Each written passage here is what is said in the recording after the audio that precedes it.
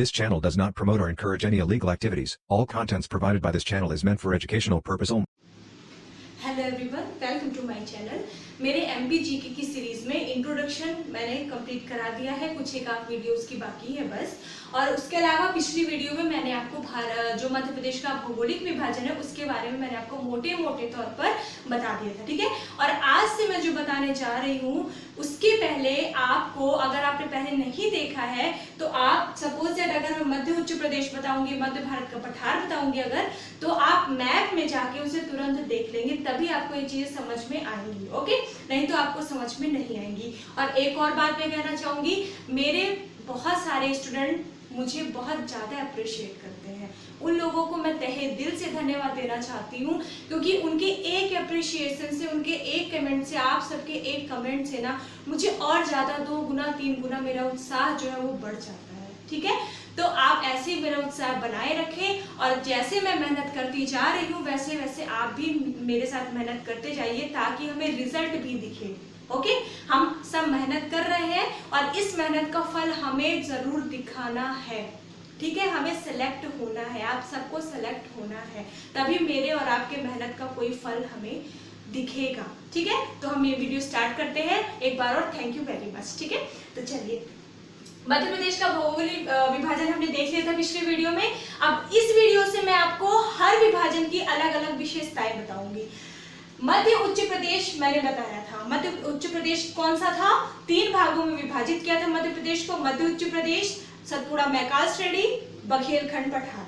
वही जो फर्स्ट था मध्य उच्च प्रदेश, उसके अंतर्गत भी 5 भाग थे, और 5 भागों में पहला भाग था मध्य भारत का पठार। आप मध्य प्रदेश के सबसे उत्तरी बिंदु को भाग को देखेंगे तो आपको पता चल जाएगा, ठीक है। तो हम स्टार्ट करते हैं। सबसे पहले हम स्थिति की बात करते हैं। देखिए, स्थिति आपको लगेगा कि बहुत ज्यादा है, याद नहीं होगी। प्रीलिम्स में आज तक तो इस उप विभाजनों की जो विभाजन है इनकी स्थिति नहीं पूछी गई है। स्थिति सिर्फ भारत और मध्य प्रदेश की पूछी जाती है।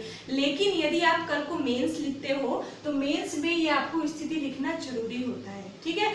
3 नंबर के जो क्वेश्चन आते हैं उसमें स्थिति से भी क्वेश्चन पूछ लिए जाते हैं, ओके। तो आपको, इसलिए मैं यहाँ पर छोड़ नहीं रही हूँ, मैं आपको बताती चल रही हूँ। हो सके तो अगर देखिए मिनट जो है ना, जैसे मैंने यहाँ पर 26 डिग्री 48 मिनट लिखा है, तो मिनट जो है वो इधर उधर आप कर सकते हैं, थोड़ा बहुत हो जाता है। लेकिन ये जो एक्यूरेट डाटा है, ये डिग्री वाले जो है, ये आपको अच्छे से रट लेने हैं, ठीक है। तो यहाँ पर मैं स्थिति भी बताते हुए चल रही हूँ। तो मध्य भारत का पठार जो है, इसकी स्थिति की बात करें तो इसकी स्थिति है 24 डिग्री से 26 डिग्री 48 मिनट उत्तरी अक्षांश से लेकर 74 डिग्री 50 मिनट से 79 डिग्री 10 मिनट पूर्वी देशांतर के मध्य।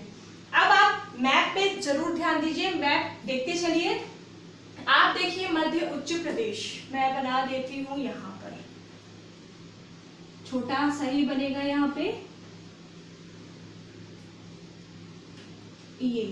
ये मैंने आपको बताया था, ये है मध्य उच्च प्रदेश, ये था बुंदेलखंड का पठार।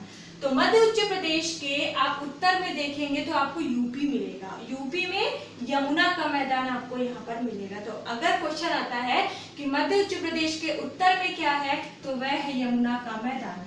दक्षिण में देखेंगे तो दक्षिण में था मालवा का पठार, ओके। पूर्व में देखेंगे तो इसके ठीक पूर्व में है बुंदेलखंड का पठार, और पश्चिम में देखेंगे तो इसके पश्चिम में है राजस्थान। बहुत इजी है ये सब, केवल समझने की जरूरत है, ठीक है। आगे चलते हैं। इसका एक और नाम दे दिया गया है, क्योंकि चंबल नदी ने यहाँ पर इतनी ज्यादा तबाही मचाई है। सबसे ज्यादा तबाही देखा जाए तो इसी क्षेत्र में है। चंबल नदी ने इसी क्षेत्र में सबसे ज्यादा अवनालिका अपरदन किया है। इस अवनालिका अपरदन को रेंगती हुई मृत्यु भी कहा जाता है, रेंगती हुई मृत्यु, ठीक है। तो इसका अन्य नाम भी है इस क्षेत्र का, इसे कहा जाता है चंबल प्रदेश, ठीक है।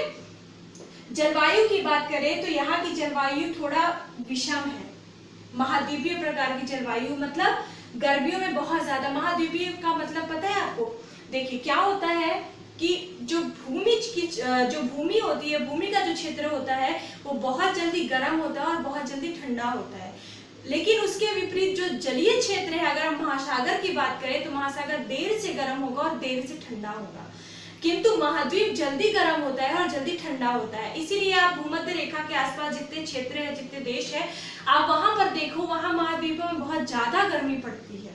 क्यों पड़ती है? क्योंकि महाद्वीप जो है बहुत जल्दी से गर्म हो जाता है। ठीक है, इसी तरह की जलवायु, कुछ ऐसी ही जलवायु कहाँ पर है? मध्य भारत के पठार में महाद्वीपीय जलवायु है। मतलब गर्मी में बहुत ज्यादा अधिक गर्म हो जाता है और ठंडियों में बहुत ज्यादा अधिक ठंडा हो जाता है। ठीक है, आगे चलते देखते हैं वर्षा। तो यहाँ पर वर्षा की बात करें तो 75 सेंटीमीटर से भी कम होती है, मतलब बहुत कम वर्षा होती है। जब आप जलवायु पढ़ोगे तो आप देखोगे कि भिंड में सबसे कम वर्षा होती है। पूरे मध्य प्रदेश में अगर देखा जाए तो भिंड में सबसे कम वर्षा होती है, और ये जो भिंड है ये इसी क्षेत्र में आता है। ये यहाँ पर भिंड है, मुरैना है, श्योपुर है। ठीक है, तो 75% से भी सेंटीमीटर से भी कम वर्षा होती है इस क्षेत्र में। इसीलिए इस क्षेत्र को चंबल उपाद्र प्रदेश के नाम से भी जाना जाता है। चंबल कहीं पे भी आए, मध्य भारत का पठार। ठीक है, उद्गम में बस मत बताइएगा, उद्गम वहां से नहीं होता चंबल नदी का। ठीक है, फिर आगे चलते हैं, हम मिट्टी की बात करते हैं।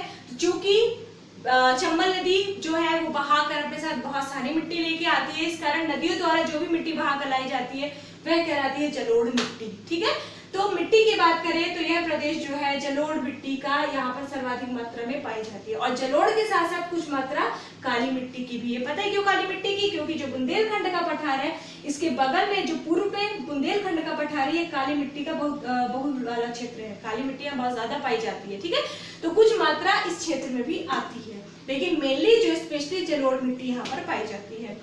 चट्टान की बात करें तो मध्य भारत के पठार में कडप्पा और विंध्यनगढ़ की चट्टानों का, देखिए ये सब याद करने से ना, अब ये चट्टान स्पेशली अभी तक तो कभी नहीं पूछे। हाँ, एक आध दो बार ऐसा हुआ है कि पूछ लिया है किसी को, ये एक्सपेक्ट नहीं था कि ये क्वेश्चन आएंगे।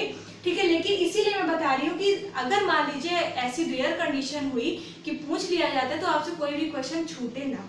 तो चट्टान कडप्पा और विंध्यनगढ़ की है। नदियों की बात करें तो नदी स्पेशली सबसे पहले तो आप सबको पता है चंबल, उसके बाद पार्वती, काली सिंध, ये वहां की प्रमुख नदियां हैं जो बहती हैं। देखिए उद्गम की बात मैं नहीं कर रही हूँ, वहां की प्रमुख नदियों की बात कर रही हूँ। ठीक है, तो कौन सी प्रमुख है? चंबल, उसके बाद पार्वती और काली सिंध, और भी बहुत सारी छोटी छोटी नदियां हैं।